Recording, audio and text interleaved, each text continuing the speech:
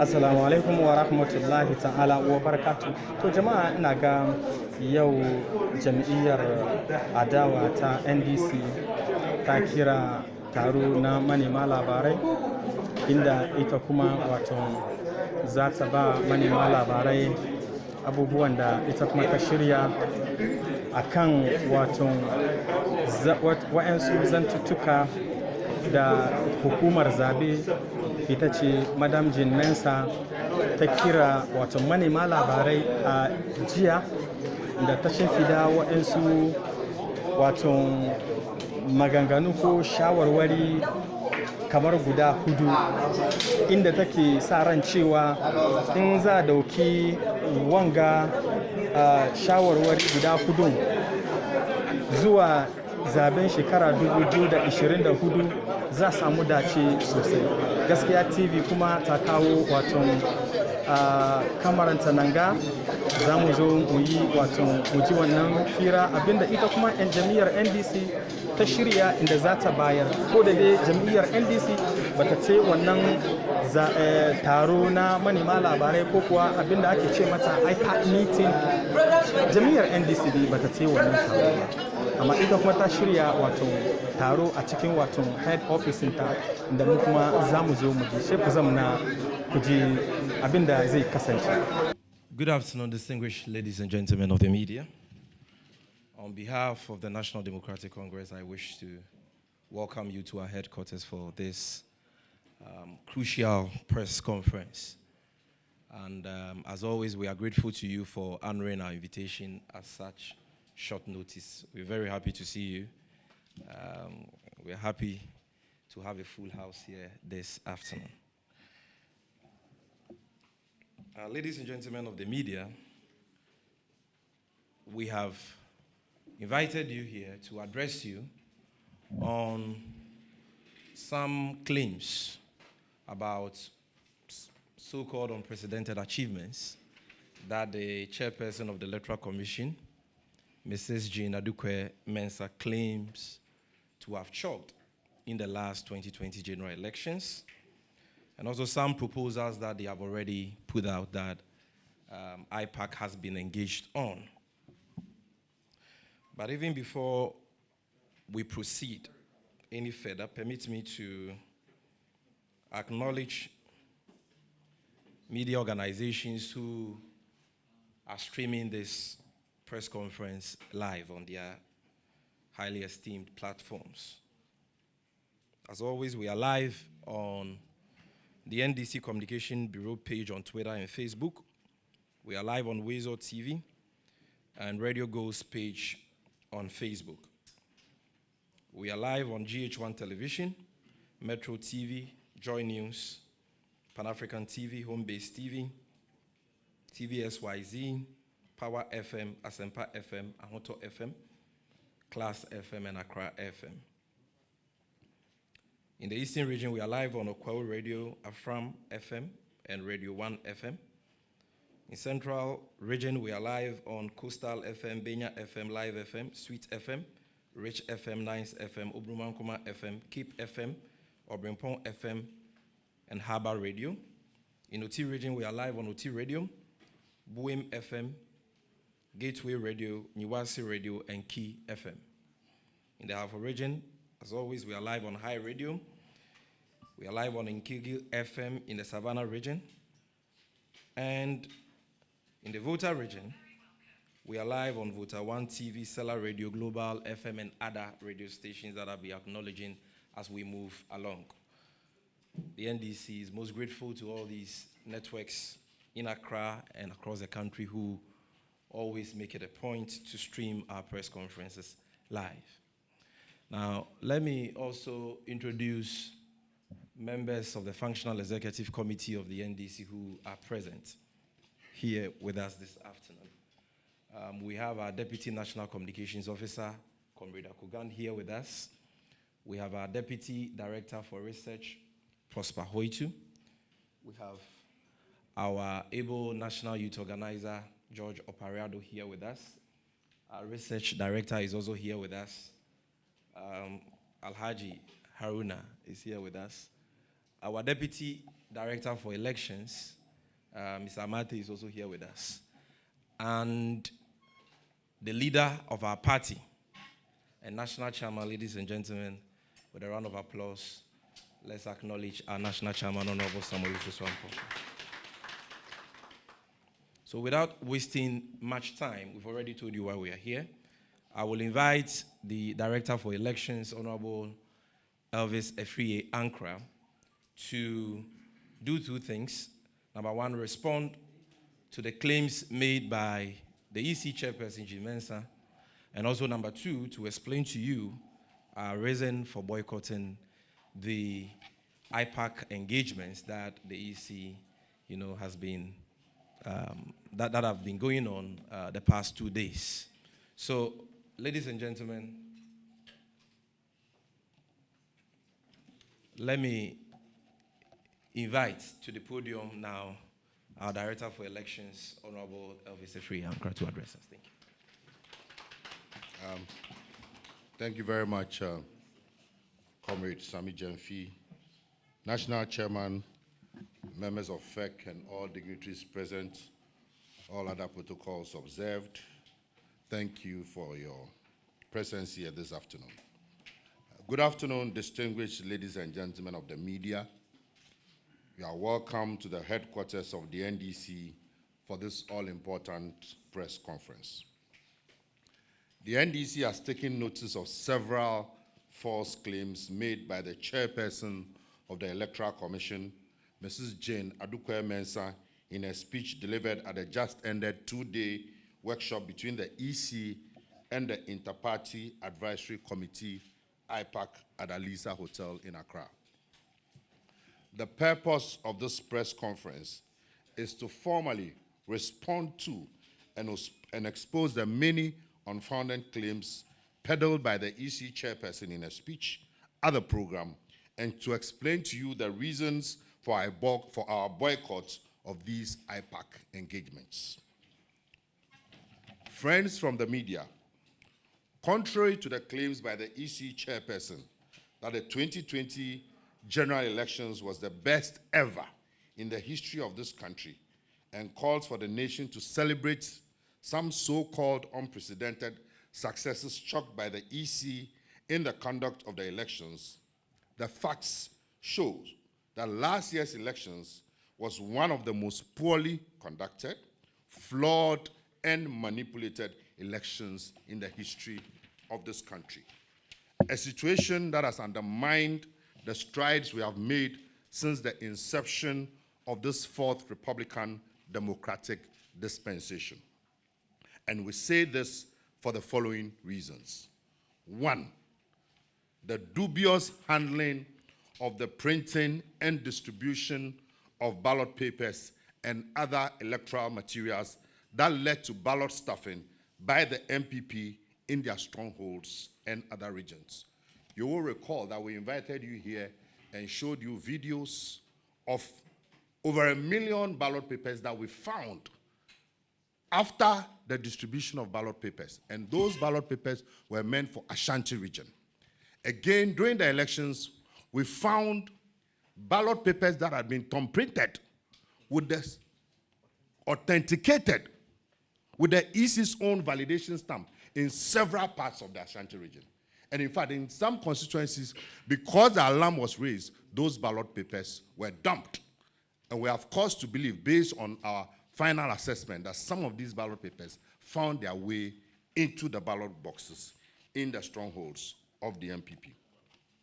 Two, the unprecedented number of rejected ballots recorded in the elections, owing largely to the incompetence and recklessness of the EC in using unapproved stamp pads instead of the approved voting ink pad that we have used in previous elections.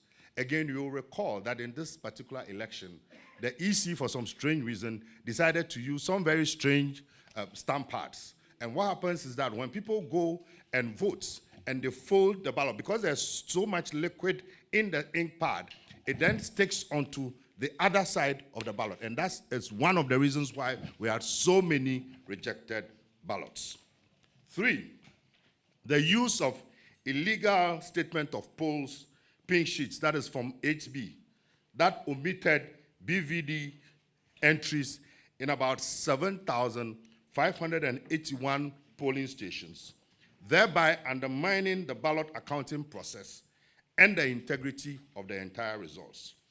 This totally belies the false claim by the EC and GEMENSA that only 11,000 people voted by manual verification in the 2020 general elections. And this is very serious because the Form 8B is a legal form. The EC presented that to Parliament, how the form should be, what should be on the form, and Parliament approved it.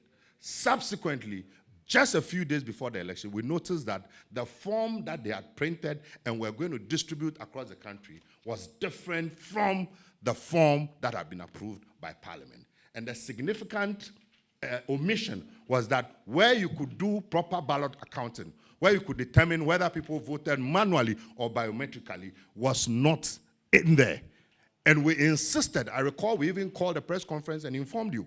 And when we insisted, and there was directive at Ipac that they should go and reprint a day or 2 days before the election, they came and said they were putting stamps on those forms. And in many of those cases, the forms were not filled. And when that happens, you cannot properly account for the people who voted either biometrically or manually. 4, widespread cases of patent arithmetic errors on the faces of pink sheets and constituency results summary sheets, on the faces of pink sheets and constituency results summary sheets by incompetent EC staff in the filling of electoral forms and aggregation of valid votes. 5, manipulation of figures by the EC leading to a disparity between constituency collated results aggregates and regional collated results aggregates. So if you put together all the collated results from the constituencies based on the pink sheets, minus the Techiman South, what you get is 13,118,640. Now, if you put together all the regional collating sheets, you put all together, what you get is 13,119,460. So clearly, there was a problem somewhere, and it was due to deliberate manipulation, in our view. Pardon of votes at the constituency collation centers in favor of candidate Akufo-Addo. What it means is that at the end of the polls, at some polling stations, if candidate Akufo-Addo got maybe 540 votes, they will add maybe 20 to it. And you put all together, this is not allowed. It is illegal. 7, no proper collation at the National Collation Center by the returning officer for the presidential elections, Mrs. Jane Adukwe Mensah. And you all recall all the incidents that happened at the collation center where our agents there said they didn't even have the opportunity to see and verify the results that were coming from some of the regions before she subsequently went and announced the results.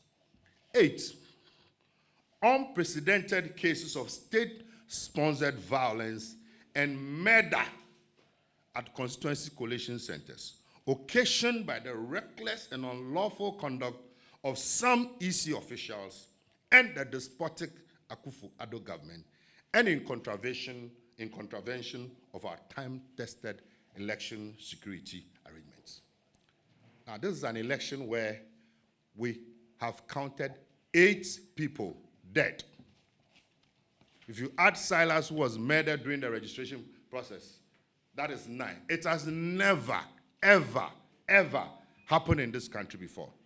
After an election, you have 8 souls, 8 innocent Ghanaians, including 14-year-olds, killed. And you say this was the best election ever? Are we serious? Are we for real? 8 people died, perished. And you said this was the best election? And some of these violence acts were occasioned by the activities of the EC themselves. Look at Techiman South. It was as a result of the conduct of the returning officer. That is what occasioned the violence. So the EC cannot absolve itself of blame. And indeed, the security arrangement has always been that during an election period, the political officers, that is the district chief executives, municipal chief executives, metropolitan chief executives, they recuse themselves, and then the head of security in the region takes over the security arrangements, with the electoral commission officer becoming the secretary to the security committee. And they put in place the modalities for security. So the EC is part of that security architecture, so they cannot absolve themselves.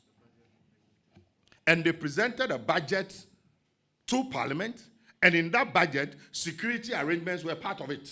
So if you've presented a budget for security arrangements, how then do you turn around and say you were not responsible for the security arrangements? That is totally untenable and unacceptable.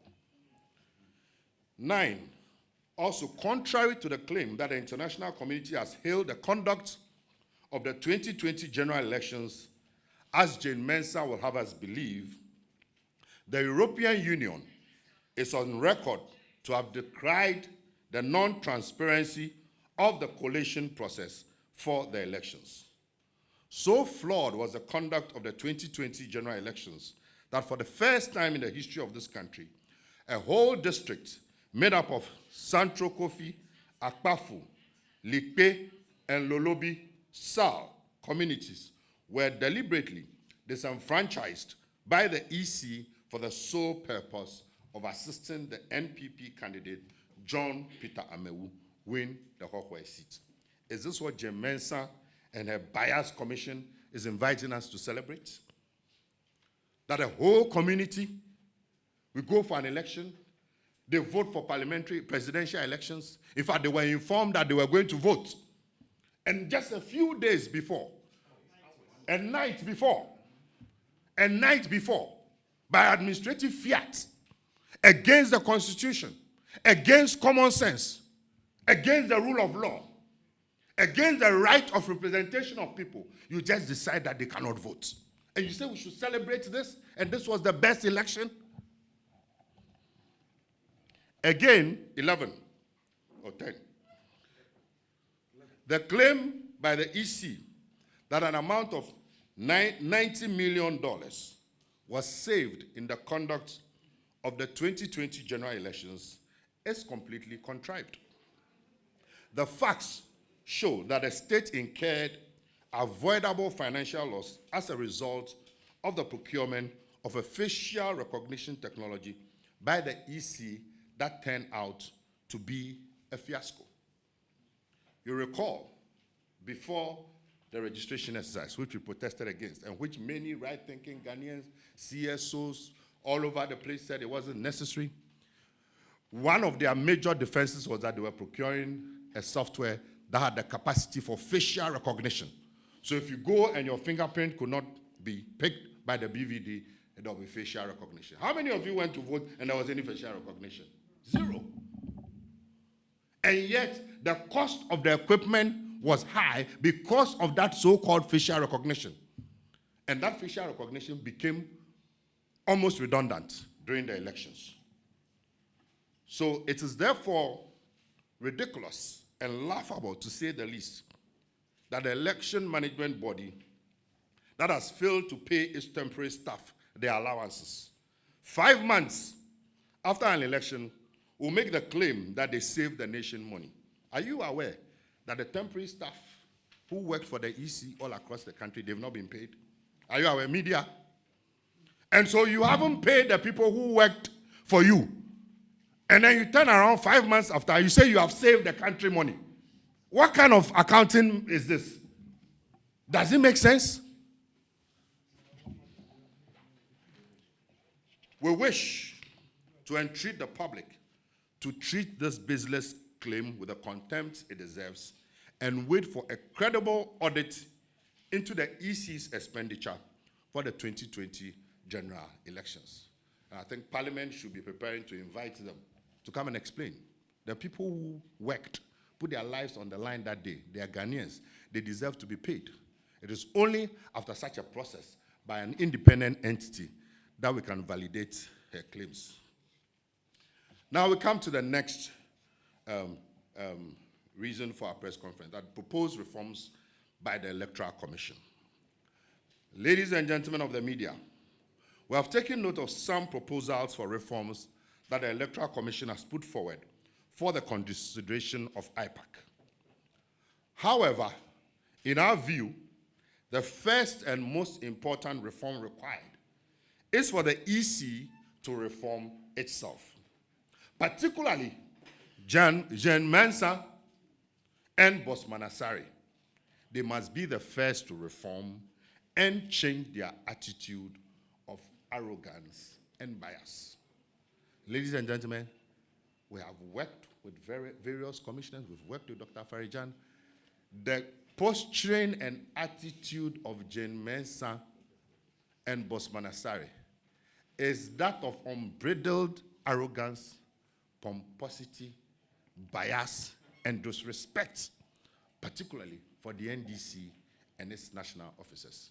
And you can bear testimony of the numerous instances. You go for a meeting with this woman, things that were not on the agenda. After the meeting, she comes out, releases a statement, and says, we all agreed on something we didn't even discuss, which was not on the agenda. You go for a meeting, General Secretary chuckles, he says, you can't laugh in my meeting. Complete disrespect. Proposals upon proposals, inputs upon inputs. There is not even one, single one, since this EC came to power, that the NDC has put forward that they have listened to. And in many instances, we have been vindicated, and we'll come to that. So they must reform themselves first. So I'll now proceed to do a critical and objective analysis of the 4 reform proposals put forward by the EC. 1, closure of polls at 3 p.m. in 2024. Ladies and gentlemen of the media, the NDC finds a proposal by the Jane Mensah-led EC to change the closing time of polls from 5 p.m. to 3 p.m. in 2024 baffling and mind-boggling. Since the 1992 elections, polls have always closed at 5 p.m. This has worked perfectly without any challenges whatsoever. It therefore beggars belief that the EC would want to change this time-tested arrangement and go for a poorly thought-through alternative, which is bound to disenfranchise eligible voters and create needless problems for our electoral system. This is particularly so given the undue delay we usually record in the delivery of electoral materials to some polling stations and other technical challenges that usually characterize voting in this country.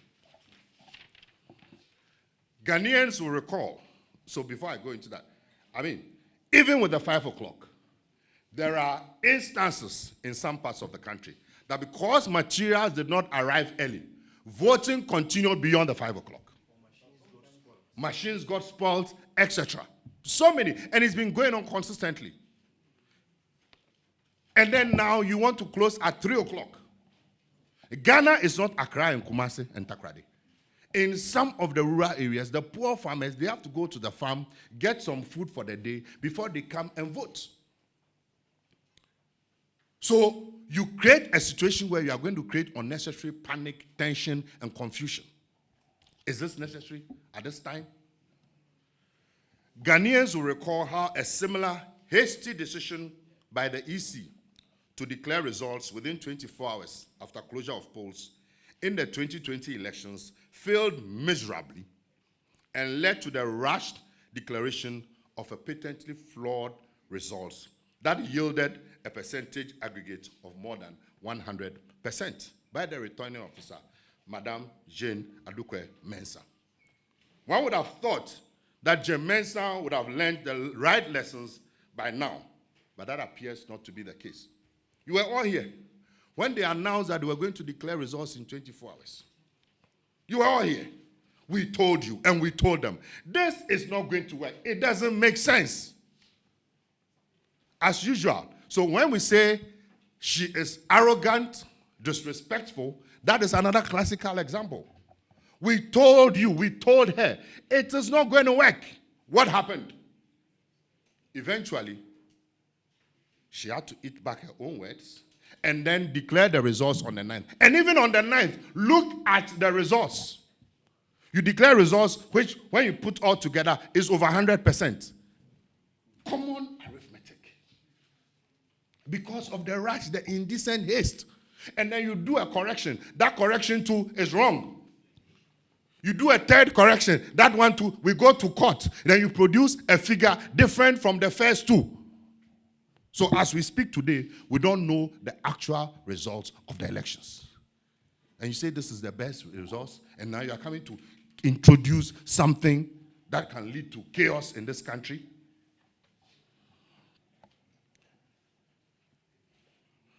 Friends from the media, our position on this proposal is simple. The current arrangement of closing polls at 5 p.m. has worked perfectly in 7 general elections in this country and does not require any fixing. And to quote her, she said, if it ain't broke, don't fix it. So if the 5 p.m. hasn't caused us any problems over the past 7 elections, why do you want to change it? For what purpose? Is it an attempt to create a situation where if materials delay in the strongholds of some parties, 3 o'clock, they say they've closed. So you disenfranchise some people? They are the ones who open room for people to speculate because it's a completely unreasonable proposition. 2, substitution of periodic mass registration with continuous registration. We wish to remind the Electoral Commission that the all-round continuous registration of eligible voters is not new. The law requires the Commission to put in place mechanisms to ensure that at any time that citizens become eligible to vote, they can be registered. However, there are systems of checks and balances that we all agreed at IPAC, so that it was done as the last Friday of every month. So when that time comes, the political parties are there to ensure that the system is not abused.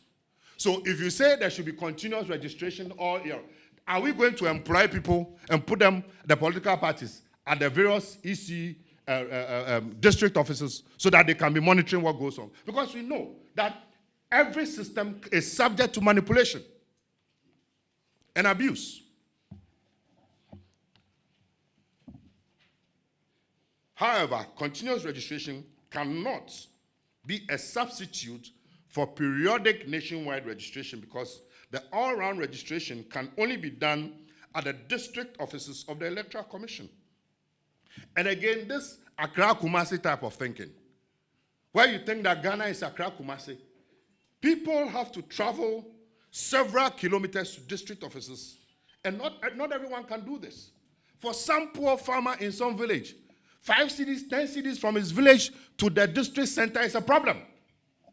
How much yam would he, or cassava, or plantain would he harvest, sell, get some to feed, get some to buy kerosene, get some to buy salt and fish, and use some to travel to a district center?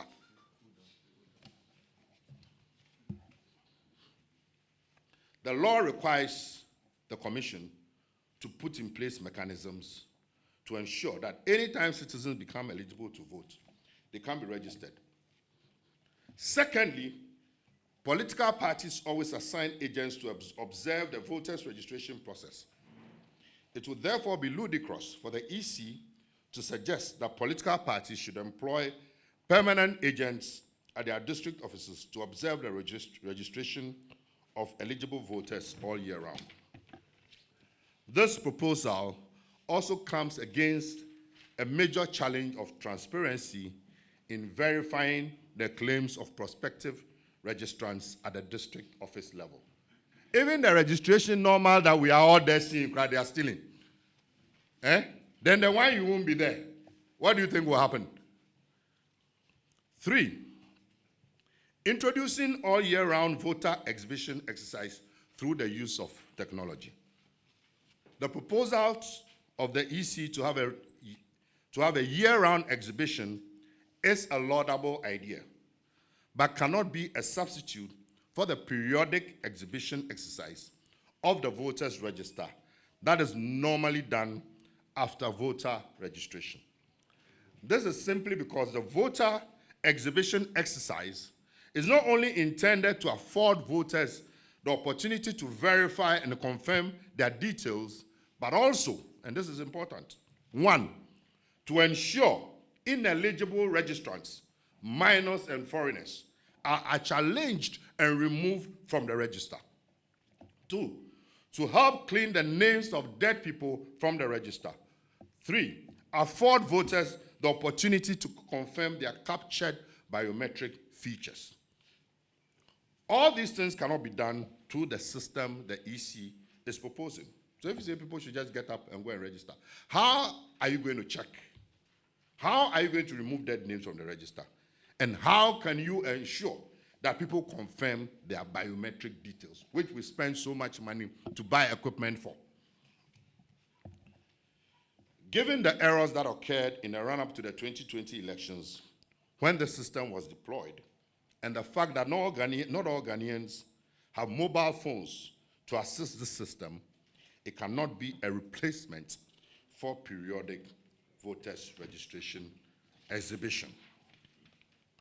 Four, that's their fourth proposition, is to restrict data entry of election results to the population level and generate national, regional, and national reports. The proposal to have the entry point of data done only at constituency collation centers will introduce another set of opportunities for rigging and manipulation of the elections through hacking and other means. The way to build further efficiencies into the collation process and eliminate minor inaccuracies is to hire and train competent EC staff to ensure accurate data entry and collation, and not to throw away the time-tested practices of collation at the national level. Data entry and collation must be done at the constituency level and sent to the National Collation Center for aggregation by the returning officer and with the participation of political party representatives. This will ensure accuracy and transparency in the aggregation of constituency results for free and fair election results declaration. So we're saying that we would check the results at the constituency level. The EC is proposing that once that is done through a system, electronic means, that's it. We're saying no, we should do it again at the national center to validate whatever has come in from the constituency. Because between the national and the constituency, many things happen. You will recall in 2016, the EC themselves said their system had been hacked. And indeed, at Ipac, a committee was set up. The NDC had a representative to go into that hacking matter. The committee met once or twice, and nothing. Again, the EC, the J. Mensah-led EC, they were no longer interested in finding out what happened to the so-called hacking in 2016. So we cannot leave our destiny in the hands of any electronic system without putting in place checks and measures to ensure that it's not manipulated. Now to our boycott of Ipac. As you may be aware, the National Democratic Congress has decided to boycott Ipac temporarily due to the bastardization of that revered body by the Jane Mensah Bosman-Asare-led Electoral Commission. Ladies and gentlemen, the framers of the 1992 Constitution, in their wisdom, created the Electoral Commission as an independent institution to perform its constitutional functions without the control of any person or group of persons. The independence given to the Electoral Commission under the 1992 Constitution is based on the presumption that the Electoral Commission will at all times perform its duties conscientiously in the ultimate interest of Ghana and Ghanaians. However, this does not mean that the Commission is not accountable to the people and can therefore decide to act whimsically or capriciously in ways that undermine our democratic experiment. Unfortunately, the Jane Mensah-led Electoral Commission has misinterpreted this independence to mean arrogance and non-accountability. And they've said it several times. You know, Bossman, we are not bound by IPAC decisions. IPAC can only advise us. We are not bound. Meanwhile, all the reforms that we've had came through IPAC. So it is that posturing.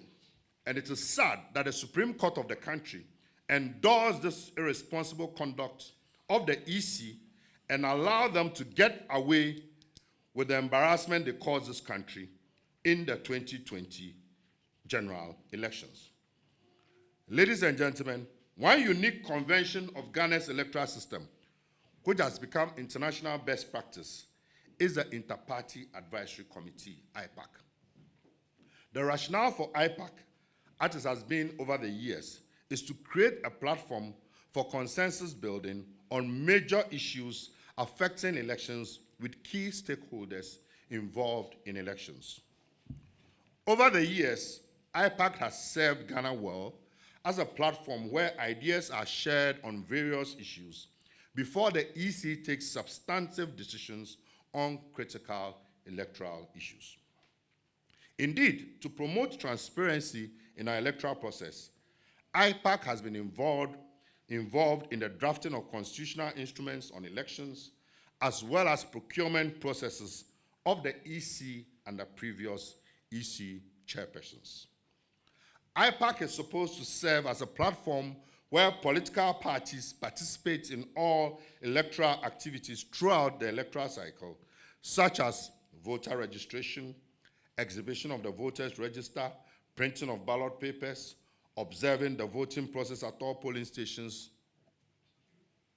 through polling agents, as well as collation of results at both the constituency and national levels.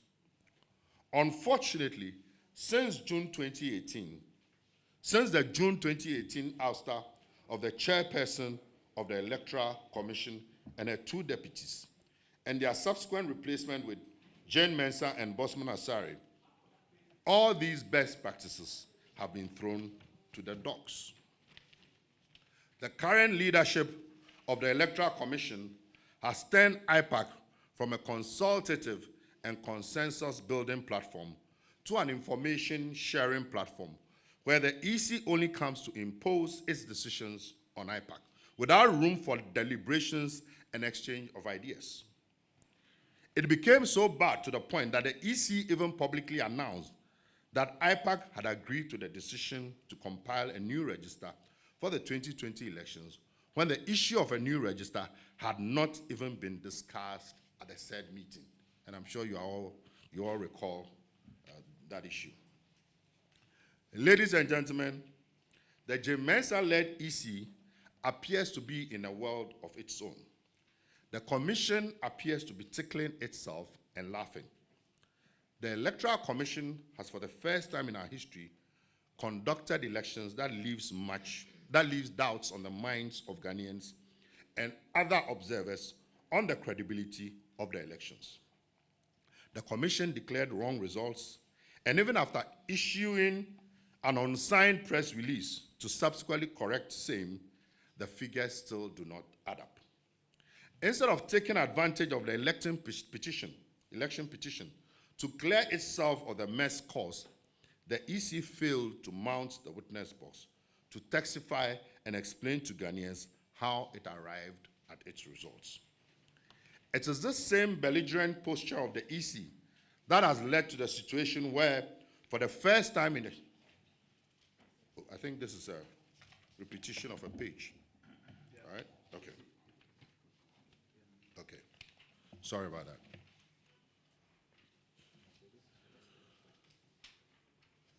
So, right.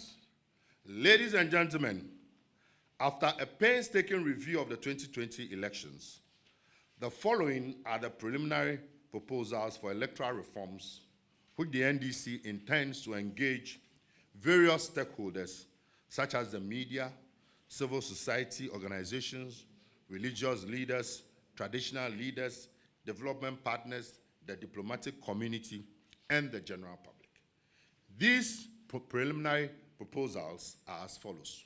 1, that the participation of IPAC and its advisory role in the electoral process should be given legal backing without encroaching on the constitutional independence of the Electoral Commission.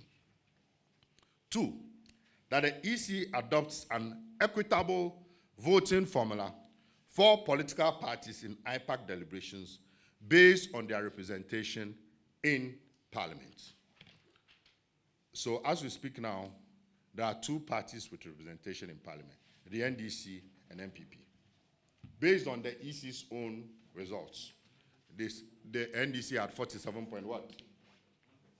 Whatever. So these are major reforms. We had 6.2 million plus Ghanaians voted for the NDC. Now, basic common sense, courtesy, logic. Huh? You think that the EC thinks they can do reforms and they won't take into account the NDC's position? Does it make sense? So you see where they are leading us to. And it is because of that posturing that they can do whatever they want. So you have a situation, and let me just say, we have respect for all political parties, but there are rules also that govern who or what a political party is. So you cannot have a situation where a party that has 137 seats in Parliament, we go for meeting, our opponents, the MPP, they also have 137 seats. And then you have parties that have no seats, not to talk about even whether they are nationally represented. That's not for me to determine. Okay, they didn't even participate in the elections. And you say when we go and vote, I should have 1 vote, MPP should have 1 vote, and all those parties singularly should have 1 vote. So when you bring together all those 20 or so parties, out of them we have 1 vote. Does it make sense?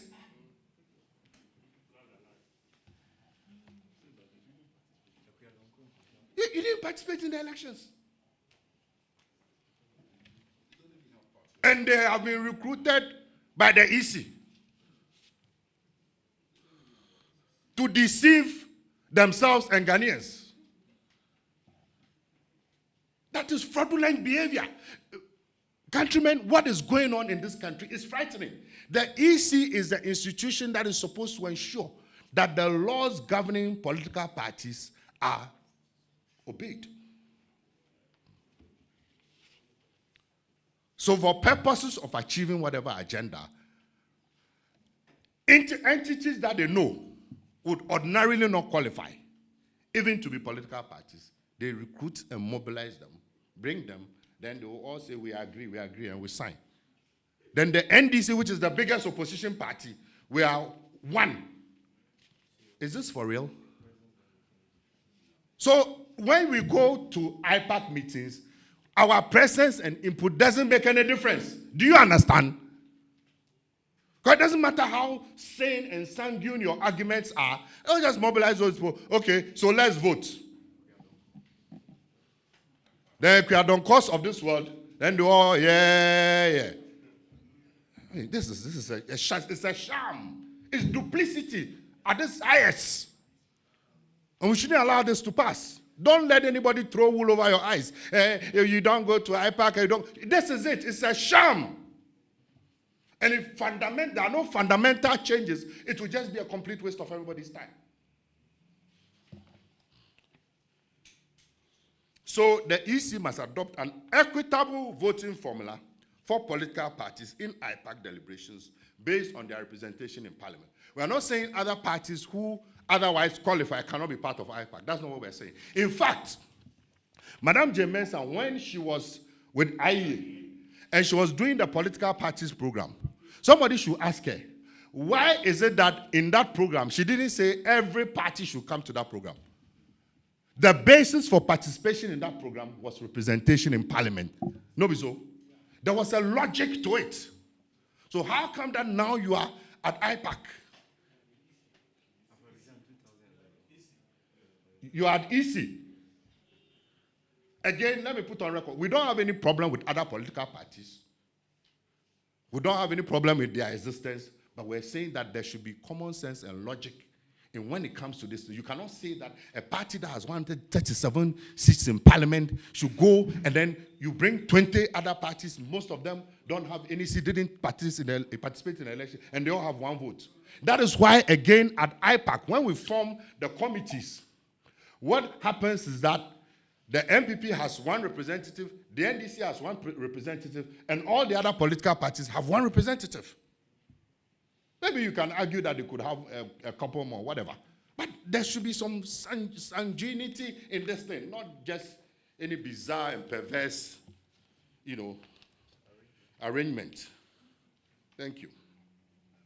That the Electoral Commission complies with the use of the legally prescribed statement of poll pink sheet from 8A and 8B, provided for in our election regulations to prevent the omission of BVD entries so as to preserve the ballot accounting process and make it possible to check multiple voting, ballot stuffing, impersonation, and other forms of rigging. This is a very serious matter because the forms are designed in a particular way for you to be able to do proper ballot accounting. So once the forms do not work, and this is one of the reasons why we asked for discovery and examination of documents at the Supreme Court.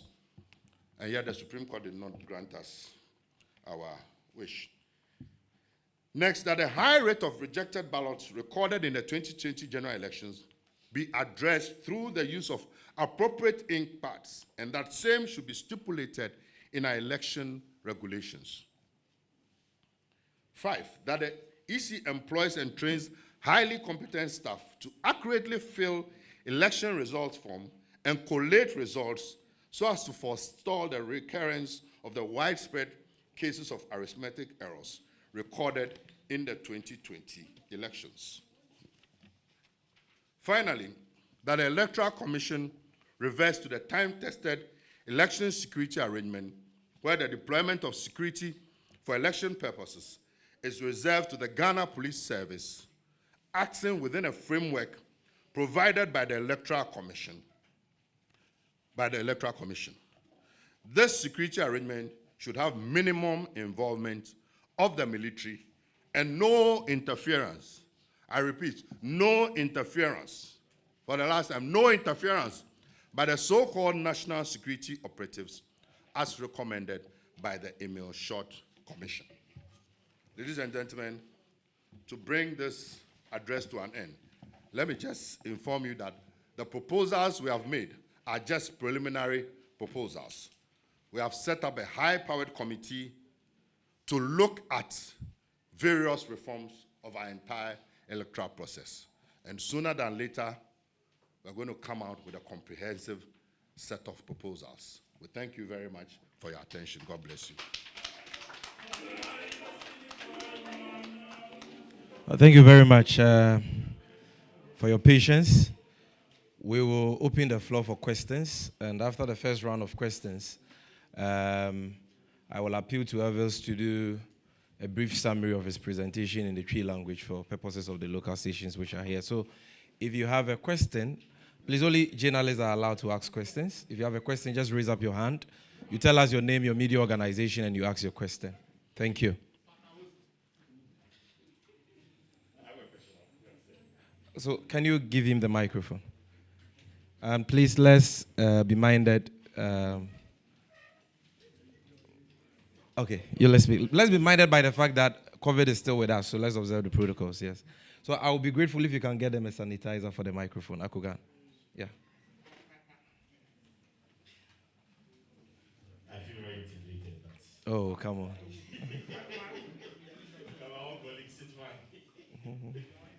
Mr. Obizefriyanka, there are quite a number of things you've said, and let me just dwell on just about 3 of them.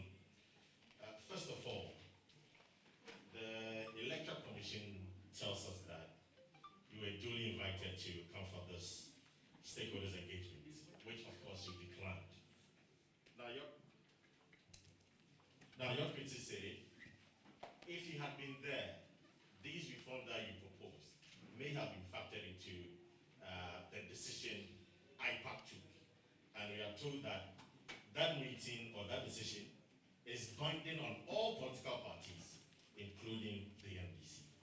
How do you respond to that? That's number one. And then two, we are told that the decisions that have been taken are not cast in stone. They are now going to Parliament. So they are binding, but they are not cast in stone. They are now going to Parliament. Of course, parliamentarians. I mean, to ensure. And even before that, the reforms are binding. The recommendations are binding. That's what we told. Okay. Continue. So they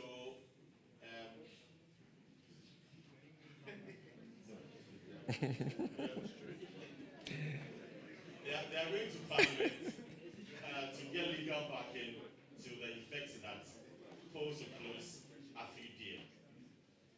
Is that okay or satisfactory for the NDC, knowing that the EC will be going to Parliament to get legal backing? And then finally. Okay. Okay, thank you. Thank you. Oh, feel free. Okay, who is next? Any other question? Please, can you come here?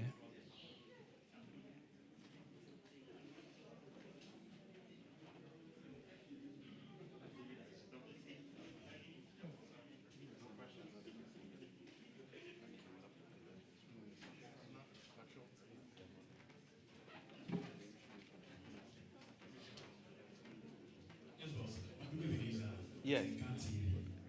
Respectfully, please let's have order in the auditorium. Thank you. You made us know that this is a temporal something pulling out from the IPAC. The boycott of Ipac. Yeah, it's a temporal boycott, not a perpetual boycott. These recommendations are implemented. You're not going back. Okay, thank you very much. My name is Untitled TV. Okay. You did say that your boycott of the IPAC meeting is temporary. Until when will you go back? And whilst you are out of the meetings, how are you going to ensure that these your recommended reforms are taken by the EC to the part of the reforms they have recommended? Thank you. Any other?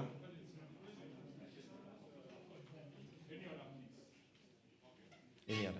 Okay. So, Honorable Elvis will provide quick answers, and when he's done, we'll take it from there. Thank you very much for your questions. Baka, I think that your question and follow-up is a reflection of all that we've been saying. On one hand, the EC says your decisions are binding. They are binding on the NDC. The NDC, the biggest opposition party, with 137 members of parliament and a speaker, your decisions are binding on us. In other words, he's telling us, take it or leave it. To hell with you. Is this not precisely what we are saying? It's a confirmation. It's a confirmation of precisely what we have been saying. That the attitude and posturing of the EC has been one of arrogance, disrespect, bias, open and complete bias. And that is why we've given you precedents, several precedents to show that you go to meetings, you raise cogent issues. Once they've taken, don't forget that yesterday they came out, she did a press conference, right? Then today, they came out with a communique. Tell me what was the difference between the press conference and the communique. So it was predetermined. This is what we want to do. And eventually, this is what they will do. And we're saying that on the basis of that posturing, it becomes completely useless for us to participate in that arena. And so, we're saying that our team, what we've presented are just preliminary proposals. They are working on comprehensive proposals, and we are going to engage the Ghanaian public because the EC, you see, there's a very perverse interpretation of independence which the EC must cure itself of.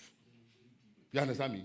We will engage the public that pays them, because it's Ghanaians that pay them. They are not an entity unto themselves. They are there to serve the public. We will engage civil society. We will engage religious leaders. We will engage the media. We will engage the totality of Ghanaians, put our proposals forward, and together we'll put pressure on them to ensure that the right thing is done. Otherwise, it's business as usual. It's just going to be business as usual. You will go, you will talk. They will say, all of you, all the yes say, how do they say it in Parliament? All who are for say aye, then aye. All against say no. Even if you shout louder, so the ayes have it. So we are not in for that circus. Okay? So their attitude and posturing must change. And that answers the second question. That if the NC, and the first step is that we are preparing our proposals. And you see, let's get this thing clear. Listen very carefully. Anybody who thinks that the EC can do whatever it wants, they may have gotten away with some things in the past. Going forward, anybody who thinks that the EC can do whatever they want and get away with it in 2024, that person must be living in cuckoo land. No further comments. So, ladies and gentlemen, just to reiterate the point Honorable Elvis made. Like he has already stated, boycott of Ipac is a temporary one. There were some questions as to, okay, until when will you be going back? The NDC is ever willing to engage in Ipac meetings and engage the EC, provided that the current modus operandi of Ipac is reviewed. Because like Honorable Elvis explained, the current system, when it comes to representation and voting on key issues, does not allow for meaningful deliberations and consensus building. A friend of mine, somebody was telling me this morning that system is like a headmistress-student relationship system, where the headmistress walks in, delivers a speech, your views are sought, you say whatever you want, you say, okay, we've heard you, but your views are not binding on us, so that is it. You understand? So it is that headmistress-student relationship we are against. It is that dictatorial posture we are against. Okay? And then secondly,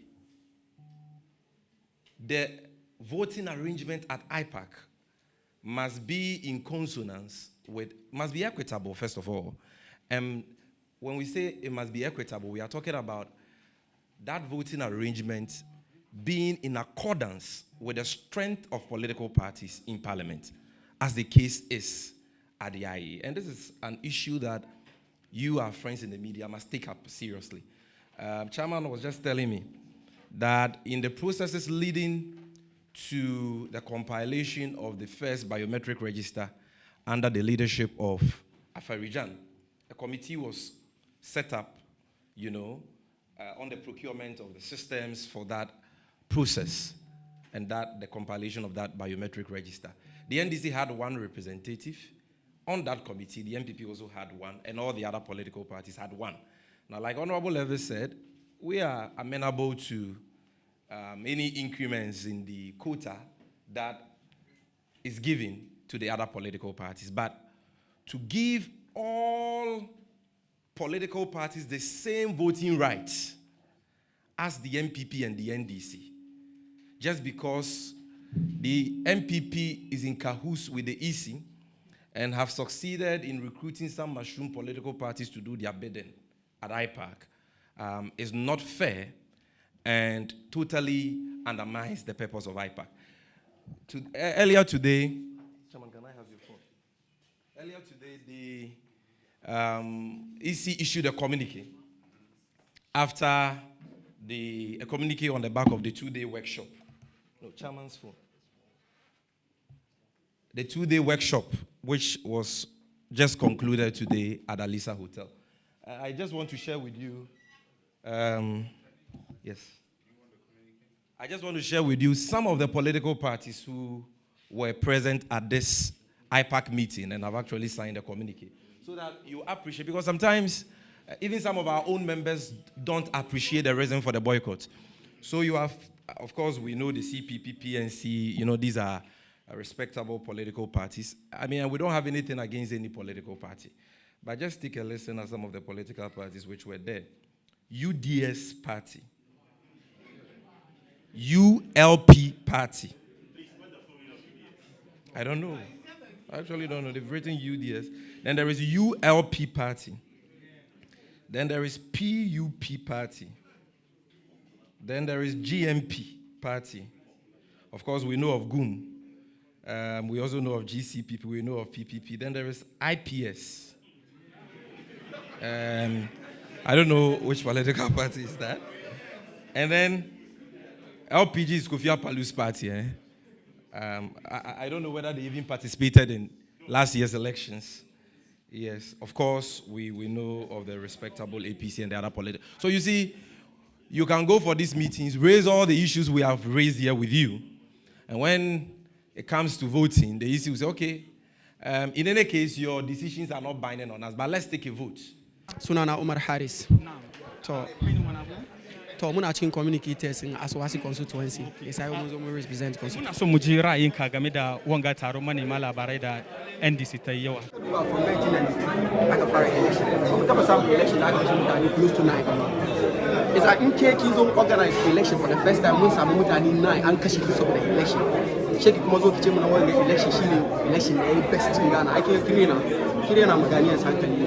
Na biyu kamin ma a yi election an samu election materials ballot papers yana yawo cikin gari videos ya zo all around kowa ya gani as an electoral commissioner and da ke watch ki wanga abu ya haɗu shi kuma zo ki ce wai a yabe ki kokari ne ba mu san me ke gwada ba. Na uku an samu instances mutane da aka kama su kuma da verified ballot papers on election day and even before election day under your own watch as the electoral commissioner. Isa wanga abin da ke ba mu mamaki kuma yake ba jam'iyyar NDC mamaki kuma ne kace wai kin kokari kin sai kasa kuɗi over $9 million. Amma yau in dai ka follow presentation ka gani I expose ta pants down saboda $9 million da ta faɗi ke an yi aiki an kare waɗanda suka taimaka ma EC aka yi aiki officers returning officers su wani 5 months after election har yau ba biya su ba. To an baki biya su ba ya ke ka gane kaman kin sai kuma kasa kuɗi. Na biyu kin ce a baki kuɗi kaza da budget da kawai za ku sai facial recognition machines.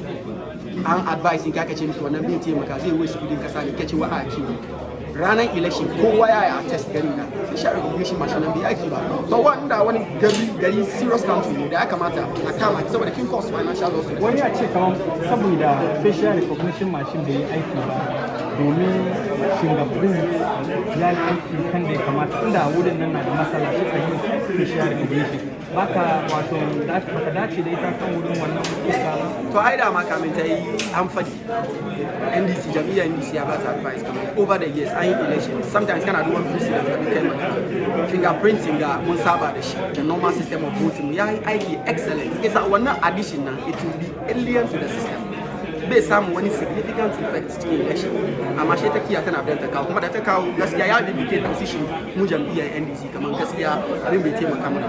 Na gode ba godiya. Okay, sunana Alhaji Haruna Rashid Ibrahim ni ne National Director of Research na kungiyar NDC. Yau kun kira taro manema labarai ina son a gaya min a gurguje that is in summary abinda wato Director of Election shine Elvis Oshiri Ankara yayi kadan yaso shemu ci gaba da wato wani tambaya kuma abinda ya wato yau press conference din da muka yi da shi Elvis Oshiri Ankara yayi shine game da irin maganganun two-day meeting da yan EC suka yi daga Alisa Hotel. Wato zuwa da muka zo nan ga mun zo ne mu ba da jawabi game da irin abubuwan da suka yi sannan kuma mu sanar da jama'a abin da ya sa muka boycotting din ayyukan da suka je suka yi abin da ya sa muka zo mu kenan. Wani ya ce kaman me yasa abubuwan da kuka jera nan ganga ba ku ce da shi wannan IPAC meeting iya so ku je ku bayar naku kuma abinda kuka wato tattara ba. Tambayan kirki kai nan kaga farko kanda irin iyen ita mai suna shi Bosman Asari da ita Jin Mensa duk maganan da za a yi ba sa ji ba su aiki da shi, sannan kuma sun je sun tattaro wa'ansu kungiyoyin da ya zama da kaman ba a san da su ba su san wani a cikin aikin da ake ba na party. Wato ko menene za a ce in an jawo su kawai shi su ce yes kawai, amma ba su aiki da maganganun da aka zauna aka yi, kawai ne abinda suke so shi suke yi. So shi tunaninmu ne cewa kamar muka je wurin muka je muka zauna ma ba wani amfanin da zai fito ciki, gwamma mun zauna baya in ya so daga baya ne ba mu zo mu gayyaci jama'a kamar kada muka gayyaci mutane nan ga 'yan media, 'yan CSOs, 'yan malumma da sauran manya-manyan mutane da ke cikin gari da sauran jama'a cikin garin, ya so mu sanar da su ga irin abubuwan shirye-shiryen da muka yi abin da ya samu ka. Wani ya ce wa'annan mutane duka ba su da law backing, wanda ke da backing of the law ita ce da Electoral Commission. Me yasa ba ku wato bi hanya inda za ku samu dace da Electoral Commission ku zamana ku yi wannan fashe mutane da ba su da backing cikin constitution when it comes to election matters? Wani mutane ne ba su da backing? Ka ce mutane an bi media maluma. Suna da backing cikin constitution shine mai su ma 'yan Ghanaians ne, su ma waɗanda ke zuwa suke vote ne. So shi in ba su da fahimtar abin da ke tafiya bai yiwuwa kaya ne ko su muke sha'ani da su so mu sanar da su cewa kama ga irin maganganun da EC suka kawo, ga irin abin da ya sa ga mun goyi da wangan ra'ayin, ga irin wannan abubuwan da muke son mu yi da waɗanda ba mu son mu yi. Kamar ka duba cikin maganar da suka yi sun kawo proposals guda hudu da ke cewa kamar suke son su yi. Farko wai a sake lokacin a kare voting 3 o'clock karfe 3 na rana. Na biyu wai za iya ana continuous voting, wato kowane lokaci ana register sunannakin mutane, in ya so wanda ya kai shekara 18, in ya so a fidda irin mass registration nan da ake yi. Sannan banda haka nan kuma suka ce suna son a yi exhibition, wato wani irin bayan an je an register mutum ka je ka duba sunannakin ka na kai ko ba shi ciki, sannan kuma a fidda wannan mass exhibition nan. Na hudu wai suna son yanzu in za a yi in an wulga kuriya ko ba haka ba, in ya so a yi shi daga constitutional abin ga constituency kawai, in ya so ba yi daga regional ba yi kuma daga national. Waɗanda abubuwan ga duka damuwa zai kawo. Na farko na karfe 3, karfe 5 ma da ke kai yanzu since 1992 haka muke yi, in bai bata ba me yasa ake son a saki?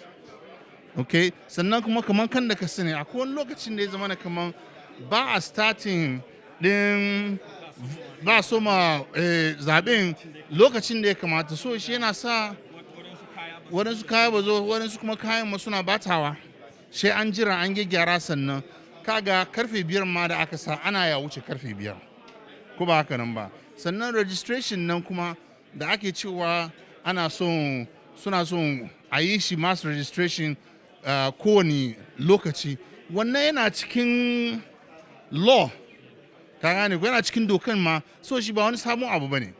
Amma a ce kamar za a fidda periodic mass registration nan bai da kyau. The same thing with nan exhibition. Na hudun shi ke da damuwa sosai cewa kamar a yi collation nan daga constituency, da an yi daga constituency shi kenan. To kaga kowa ya samu abin sakayya da ya samu kenan. Domin kaga aka yi haka nan shi ke kawo irin sace-sacen da muka gani na 2020. Baka da hanyar da zaka zo ka duba ka ce kamar bari mu duba constituency ga haka ne, in ya so kuma a validate kuma a review in ya so ka shaida cewa kamar numban ga da ka sa da irin numban da kuka samu correct ne abin da ya samu ka ce kamar ba mu yadda. A ƙarshe na ji wato daga wanda ke jagorantar wato wanga jam'iyya shine national chairman. Na'am. Cikin zancensa ya ce kamar 2024 NDC ba za ta ce court ba. Ba mu zuwa. Insha Allah. Me zai kawo wanga? Domin da muka je court 2020 me ya faru? Duk irin abubuwan da muka kawo muka shirya duka me aka ce da mu ba kula da maganganun da muka yi ba. So shuwe me yasa za mu sake komowa? Domin me kaga 2020 da muka je wato court din ko menene da ita EC din da sauransu sun yi baki guda. So shi mu yi idea cewa kamar Allah ya da 2024 ba mu zuwa court ma balle ya zama wannan ko me za a yi fito na fito fili ga duki haka za a yi. Ba godiya. Kun ji karin haske da wato shi Mr. Harun Ibrahim ya ba mu daga wato taro manema labarai da kungiyar adawa ta jam'iyyar NDC na wato babban kungiyar adawa kenan na cikin wannan kasa ta kira taro manema labarai inda ita kuma ta bada wato jawabai akan abubuwan da wato ita hukumar zabe da Electoral Commission kenan ta kawo na kan abinda ya kamata za su duba a nan gaba kafin wato zaben shekara 2024. Duka kenan abinda muka kawo muku, ni naku Mahmud Abdulmumin na Gaskiya TV.